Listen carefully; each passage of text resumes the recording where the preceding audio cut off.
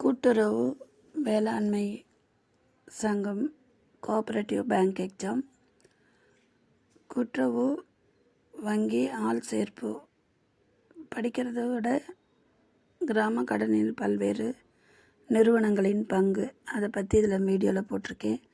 அடுத்தடுத்து சில வினாவிடைகள், முக்கியமான இம்பார்ட்டன்ட் கொஸ்டின்லாம் போடுறேன். கண்டிப்பாக பாருங்கள், சப்ஸ்கிரைப் பண்ணுங்கள். Okay, thank you.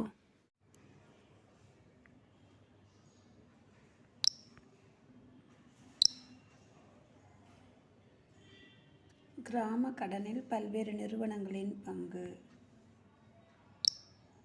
5 ஆண்டு திட்டத்தில் கூட்டுறவுக்கென அதிக நிதி உதவி அளித்தும் திறமையற்ற நிர்வாகம் மற்றும் அரசியல் சக்திகளின் செல்வாக்கு காரணமாக கூட்டுறவுகள் நல்ல நிலையில் செயல்படவில்லை. ஆயினும் கிராம கடனில் பல்வேறு நிறுவனங்கள் பங்கு கொண்டன. விவசாய நிதி உதவி கழகம் 1968 ஏப்ரல் திங்களில் வணிக வங்கிகளின் கூட்டமைப்பாக ஆரம்பிக்கப்பட்டது. இதன் நோக்கம் கிராமங்களுக்கு அதிக கடன் வழங்குதல். 2. வணிக வங்கிகள் விவசாய கடன் வழங்கவும் விவசாய கடன் கொடுக்கும் நிறுவனங்களுக்கு கடன் வழங்கவும் இக்கழகம் முன்னோடியாக செயல்படுகிறது. விவசாய மறு நிதி வளர்ச்சி கழகம் விவசாயத்தையும் துணை தொழில்களையும் ஊக்குவிக்கும் எண்ணத்தில் தனி நிறுவனம் இருந்தால் நல்லது என தேசிய வங்கியும் மத்திய அரசும் கருதின. 3வது 5 ஆண்டு திட்ட அறிக்கையிலும் நிலனை வங்கிகளின் மாநாட்டு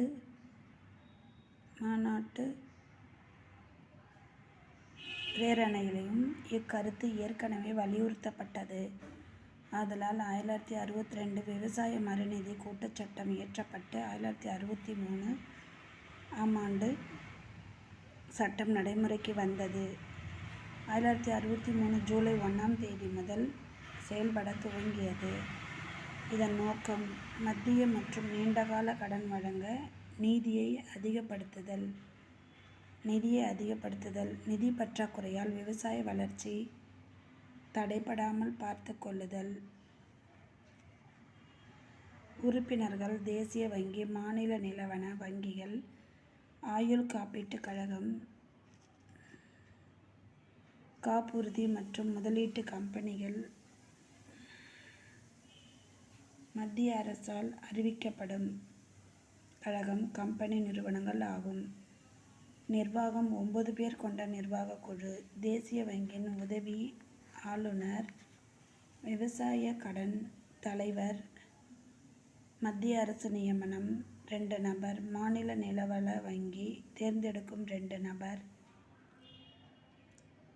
மாநில கூட்டு வங்கியினால் தேர்ந்தெடுக்கப்படும் நபர் 2. வணிக வங்கிகள், ஆயுள் காப்பீட்டு நிறுவனம் தேர்ந்தெடுக்கும் 2. நிதி அதிகாரம். அங்கீகரிக்கப்பட்ட பங்கு மூலதனம் ரூ. 25 கோடி. இவை 1000 மதிப்புள்ள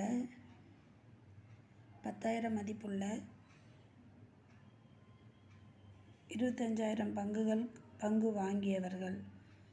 தேசிய வங்கி அதிக பங்குகளை வாங்கியவர்கள். வணிக வங்கிகள் SLDB, மாநில கூட்டு வங்கி LIC. வழங்கப்படும் கடன்கள் கீழ்கண்ட காரணங்களுக்காக மறு நிதி வழங்குகிறது. விவசாய இயந்திர கருவிகள் வாங்க, நீர் இரவை இயந்திரம் வாங்குதல், பண்ணைகள், ஆடு மாடு கோழி அமைத்தல், தோப்புகள், தென்னை, முந்திரி, பாக்கு, காபி, ரப்பர், தானிய சேமிப்பு கிடங்கு, பழவகை பயிரிட, நிலத்தடி நீரை திட்டமிட்டு வெளிக்கொண்டு வர, நிலத்தை சீர் செய்ய.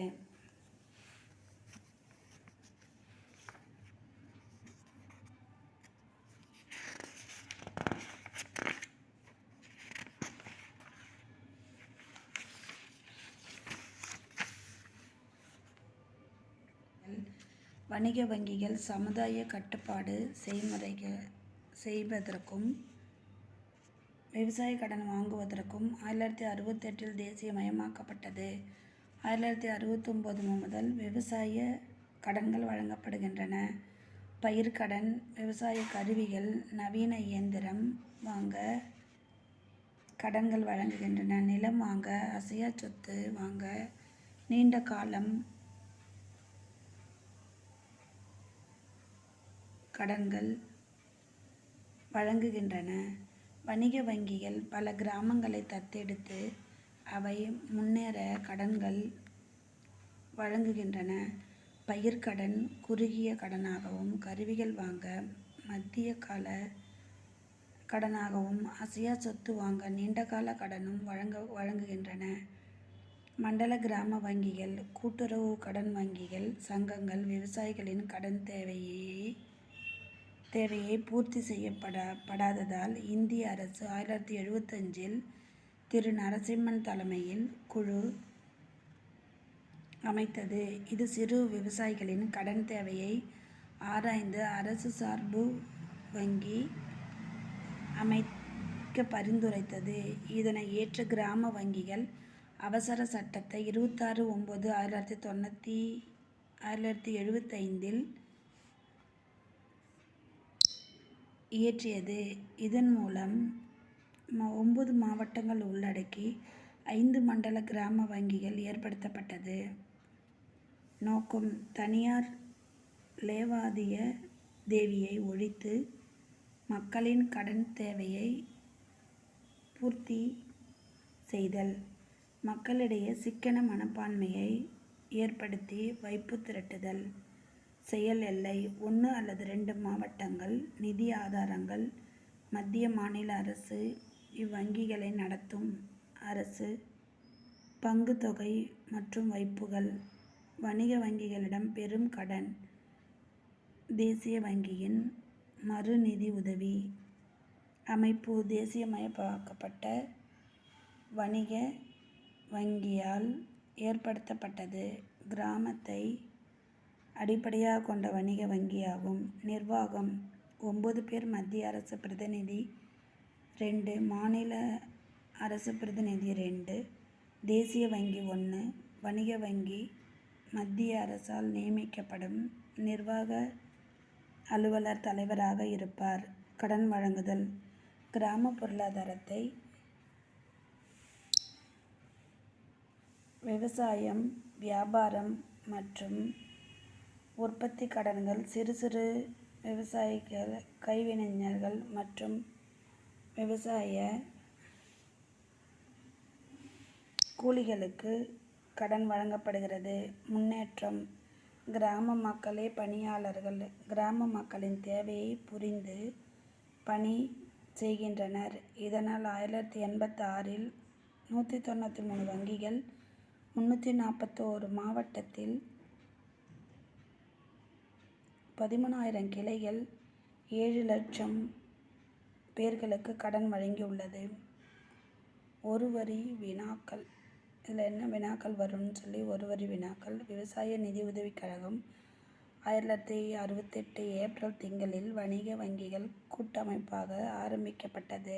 1962 விவசாய மறுநிதி கூட்டுச் சட்டம் இயற்றப்பட்டு 1963 சட்டம் நடைமுறைக்கு வந்து 1963 ஜூலை 1 முதல் விவசாய மறுநிதி வளர்ச்சி கழகம் செயல்பட துவங்கியது.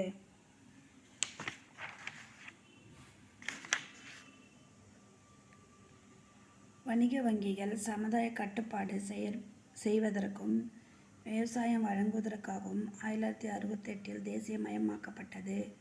இந்திய அரசு 1975 திரு நரசிம்மன் தலைமையில் குழு சிறு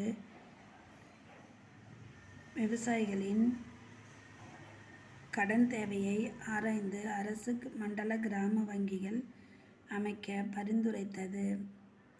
கிராம வங்கிகள் அவசர சட்டம் 26/9/1975 இயற்றப்பட்டது.